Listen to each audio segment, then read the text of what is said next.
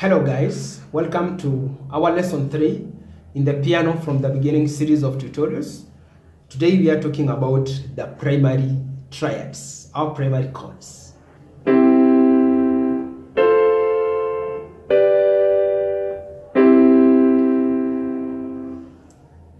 In lesson 2, we learned how to develop triads from the major scale. And we said we take a root or the root and its third and its fifth. And there we have our triad whose name is based on the root, which is the lowest note of the triad. So this we said is chord 1, chord 2, chord 3, chord 4, chord 5, chord 6, and chord 7, which are the 7 possible triads that we can obtain from the major scale. Chord 1, chord 4, and chord 5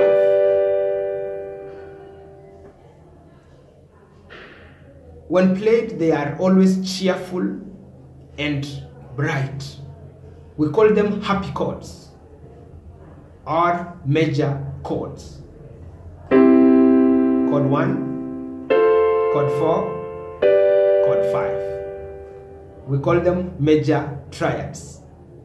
Chord 2, chord 3, chord 6.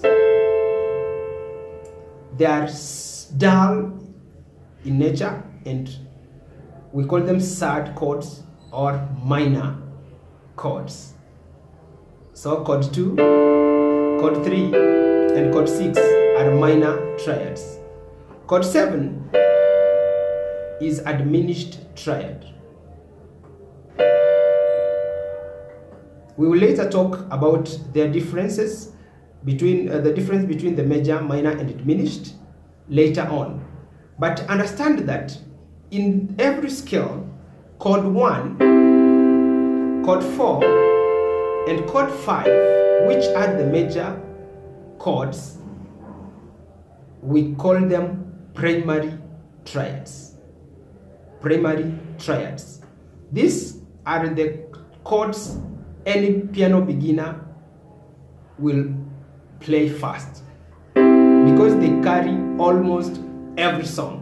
Chord 1, chord 4, chord 5 are primary chords.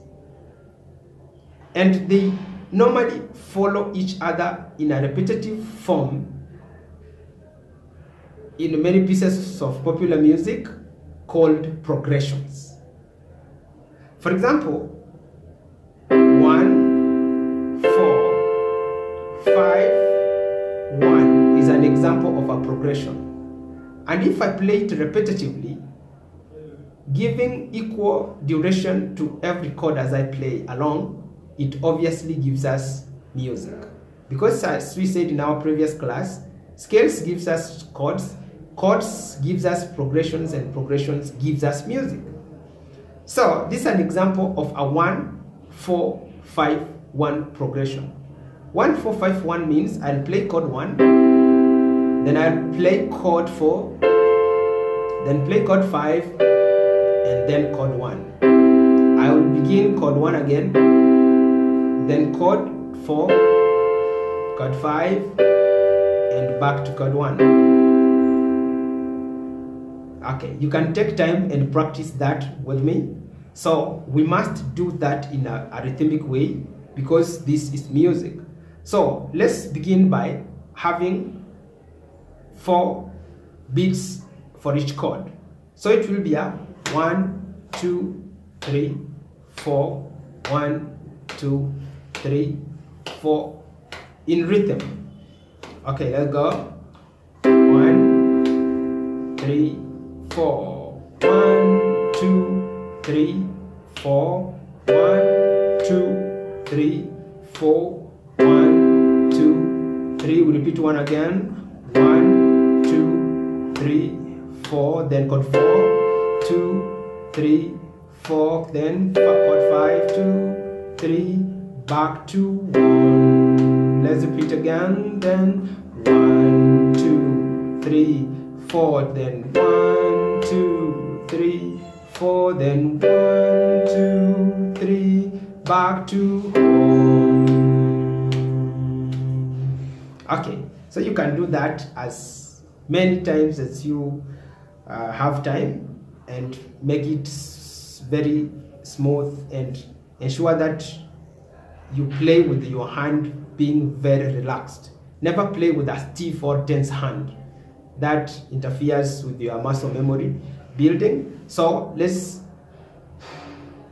learn to play with the hand very relaxed. If you feel that your hand has grown tense and maybe you are feeling some kind of fatigue, so you shake your hand down, you shake your hand and let blood flow freely, and then you begin again with the hand relaxed. And you can practice that in both hands. Take the left hand from C position and then to the F, 2, 3, 4, to the G, 2, 3, and back to. So that we repeat it again like a C chord, 3, 4, to an F chord, which is chord 4 in our C scale, then chord 5, and then back to chord 1. Wow, so those are the 3 primary chords that we have in any major scale. Chord 1, I can play now both hands together, then chord 5, and back to chord 1. So, but I do not suggest you play 2 hands together unless you have at least played for some time, and at least you can make it together in a flow. But practice each hand separately, playing with finger 1, 3, and 5, and always assume a good curved position and do not play with fingers straight. Always ensure that your hand is rounded in a way that you assume you have got kind of an imaginary ball in your hand as you play. Now that puts you to be in proper playing position.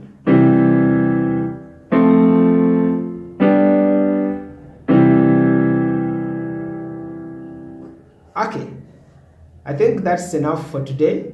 Primary chords, practice playing them, chord 1, 4, 5, 1, 4, 5, until you get used to them and be in a position to play freely with them. Otherwise, let's meet in lesson 4 as we'll be talking about basic progressions. See you.